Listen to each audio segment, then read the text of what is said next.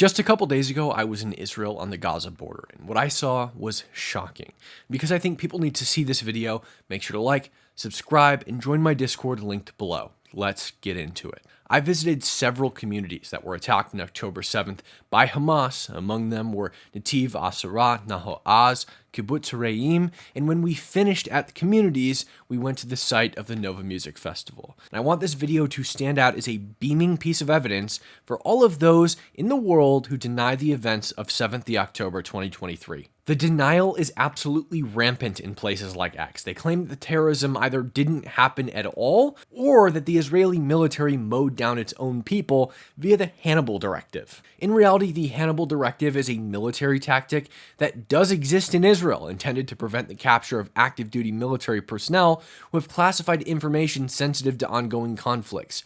It does not apply to civilians, of which the majority of those attacked by Hamas were. We first went to Nativ, HaAsara, and from the Moshav, we could look directly into the Gaza Strip. On October 7th, 3 Hamas operatives used Buckeyes to fly into the village and massacre at least 17 of its residents. One was a 78-year-old woman, Chavik Sigal, a great-grandmother who ran into a bomb shelter believing her town to be under missile fire. Hamas followed her into that bomb shelter and shot her 9 times at point blank in a small 3x4-foot room.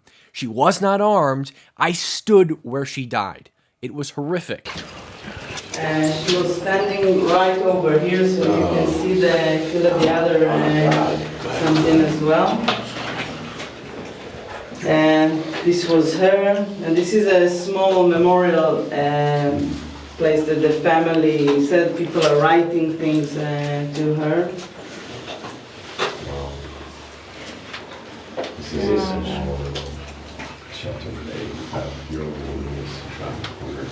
We don't know exactly why the terrorist knows she's in here. Maybe she's probably screaming, shouting, because there's only one terrorist around here. It's not like hundreds are looking for people. So, and probably when he sees her, she comes over here and stands in the corner, and you can see the 9 bullets holes that it took him to shoot. Maybe he saw her run in here. Maybe he saw her running. The reason why is she going out of her house anyway? Because she has a shelter in her house. Why is she doing that? It's unclear, and she lived alone, so nobody really knows. Another was an elderly couple named Belha and Kobe Yanan. Their house was burned to the ground while they were inside of it. All that remains is the foundation and the home's small concrete safe room intended to protect them from missile strikes. Their daughter happened to be in town, and she invited us into her late mother's art studio behind the burned-out house. When I reached the back of the safe room, the only standing portion of the house, I noticed a banner on the back calling for peace in Gaza in Arabic and in Hebrew. Saying that this family are very much involved in co-peace with Arabic groups. Okay. So it says peace in Hebrew and in Arabic, and it's a movement that is called standing together. Okay. And they're promoting the relationship and talk between Israelis and Arab and Palestinian. Okay. And even though everything that happened here, that their parents were killed by terrorists, they're still supporting this woman. They still believe it's entirely, they're in their right to do so, Gil Tassa was a father in HaAsara. He woke up to the sound of sirens and gunfire. He rushed his 2 boys into their bomb shelter. Hamas brigadiers came up to the shelter after they entered and threw a grenade inside. Gil, without hesitation, jumped on the grenade, using his own body to shield his boys. Hamas operatives then dragged the children out over their father's body and threw his blood. One of the boys was hit by shrapnel in his eye. I had the misfortune of seeing every moment of that incident when I watched the Bear Witness film. It had the Ring camera footage inside and outside of Gil's home on that day. I watched him die. I watched the terrorists throw a grenade inside of a confined concrete building after watching an unarmed father and his 2 children still in their pajamas enter it.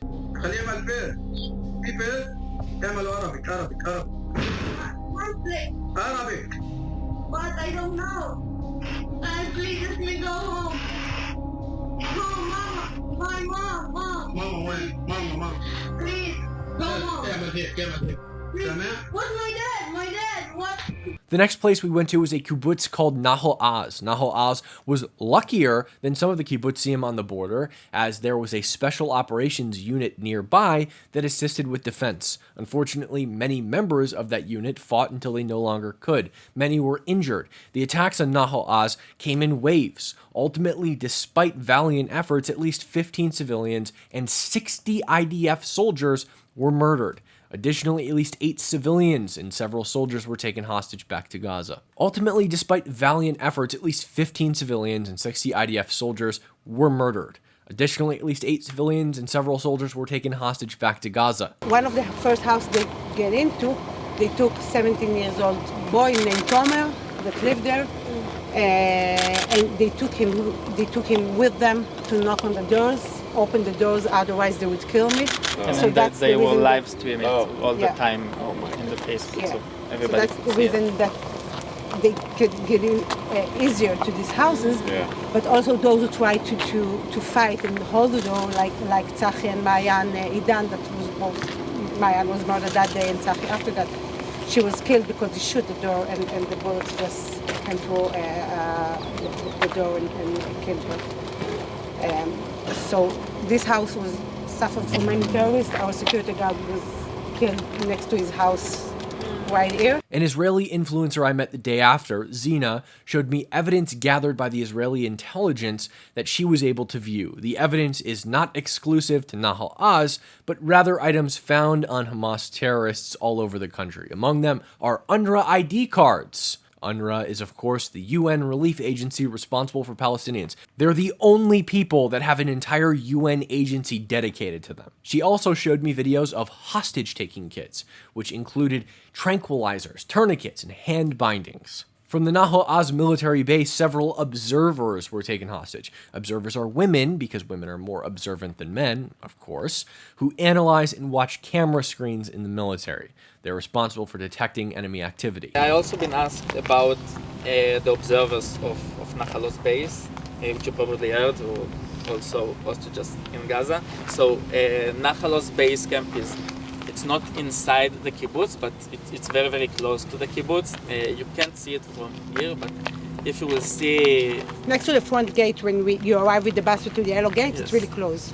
Yeah, you can see The that like tanks? the hill, so it's like Where the tanks were? after the hill. I guess Yes. so. Yeah, I haven't Yeah. seen Next to where it, the but tanks I cannot see them anymore. It's like a tree for me. Right. And there was a lot of fights in this base. 53 soldiers murdered in the base, and a lot of them kidnapped, included the observers, which return in this deal. Being so close to the border, many soldiers knew Nahal Oz, and we knew them. So the observers used to come over to Nahal Oz, have All a the tour time. with our security guard that was murdered also that day. And they knew where the swimming pool and then the grocery store, and if they needed something, they can contact someone from the kibbutz and get some help at laundry or have package or something like that. So I'm not familiar with any of the observer besides one that was murdered or was kidnapped, but it's have some kind of connection that you develop when someone served next to you so many times. They live after 18 months or 2 years, but there is some connections, and a lot of them tells about how Nahal Oz was important for them. And now that IDF released some of the information that they collected, so you can actually hear them at the net. We have to protect Nahal Oz, we have to protect Nahal Oz. They felt like this is their mission. They were not enough aware to what's going on in the environment, but their first focus was to Nahal Oz. We have to protect Nahal Oz, again, because we are so close to the border and because they know us so well. So there's kind of connection. Now we have a connection with the families and some of the soldiers' families that fight over here. It's important for us to stay in touch with our families. We're trying to build our story, and the story is connected together. Our new story as a community, and we cannot make it like two different stories. We have to find a way to keep it one big story. When civilians were scared into their homes in Nahal Oz, Gazan civilians began breaching the border with Hamas operatives. They, however, had a different plan in mind. They began stealing tractors and other farming equipment from the already broken community. The third wave, a lot of them were so-called civilians. There were children and women, people with wheelchairs that came, and yeah, a lot of Gazans, like, the border was like open, so... Is this from the clip where the guys I don't know what you saw, but there is a lot of clips of guys with stealing tractors and bikes and children toys. At Re'im, we sat down with Harel and Karen Oren. Harel is the head of the security in Kibbutz Re'im. Many of these communities were unable to store firearms in their houses, per the army. The government built the fence and they decided, okay, you don't need to hold weapons in your house. When something will happen, you will have the time to go and bring the weapons. But, as you know, we didn't have the time. Only one of us was with weapons, with a gun. But Harel was obsessed with security. He actually spoke out about how unsecure the Nova Music Festival site was and visited. He argued with the army to allow Re'im to have firearms in their homes. To the fortune of his people, he was successful. He convinced the army that weapons could be stored inside the houses as long as they were inside of security boxes, safes. But they were expensive, so he had to convince his people that these expensive safes were a worthwhile investment. Luckily, he managed to do so. I have a question about the guns, because you were able to keep guns here, and you said that he had convinced the army to let them do that. How long ago was that you convinced them to let you go? First of all, this response team is something that was arranged long time before. I'm Rav Shatz. I'm the first. I'm head of security. I'm head of security appointed by the army for the last 9 years. So actually, we was the big change of Kibbutz Re'im is because I was buying this safe. Yeah, the army didn't give them their safes. Harel told the kibbutz it's an investment worth doing, and he arranged for the safe. So and then the army approved it. And that was years ago. Crazy. And that was years ago. Yeah. That was years ago, and other kibbutzes or other moshavs, they didn't want to buy the safe. They waited till the country, the state will give them the safe. Which didn't happen.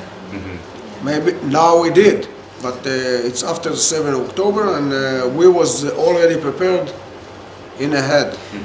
Most of the gear of the security squad is from donations. His vest and helmet and stuff. The army didn't prepare them right, but Harel took care of it. It's crazy. Yeah. In other kibbutzim, like Nativ HaAsara, weapons were stored in the armory, and these armories were obviously inaccessible once the streets were filled with terrorists, making the residents completely defenseless. Not in Re'im, Harel and the men of his community sprung into action, defending their home against the invaders. They'd hide in bushes, shoot the enemy, and then hide once again. I owe my life to this guy, and even though we smelled much smoke inside the safe room, my house wasn't burned. Actually, the terrorists didn't manage to get them. They came close, but Harel stood on the line and didn't let them pass. The way they fought is like shooting and going and hiding in the bushes, shooting a bit more and going and hiding in the bushes. The way of his fighting changed the narrative of the story.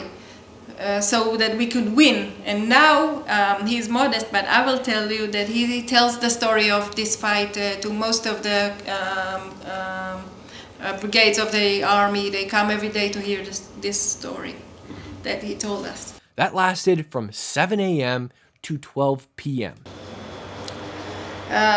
You were fighting alone, all 6 of you, till the army finally came at around around something like 12 o'clock. From 7 in the morning to 12 Yes, the o'clock. army came and actually takes over and fight for another something like 4 hours.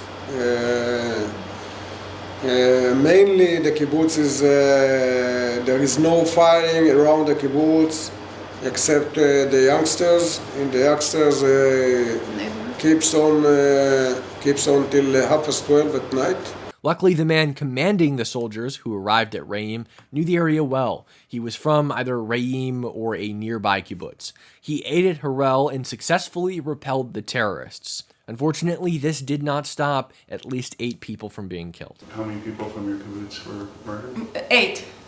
Including two Thai workers. The Thai workers, oh, poor men, they stood outside their living quarters with the passport, or the Thai passport, telling them we're Thais, but they took them anyway, and they didn't have enough room in the pickup truck, so they killed them. They killed 2. It's just I've never encountered such evil in my life, and my heart was actually aching. I had chest pains for 2 months after we were evacuated to Eilat. I couldn't bear this kind of evil world. But we go to therapy, and most of the kibbutz, I think, is on therapy. The kibbutz is founding therapy for everyone, and we do activities to keep us together, and we do holidays together, and this is the way of us fighting to show that we are broken but not crushed.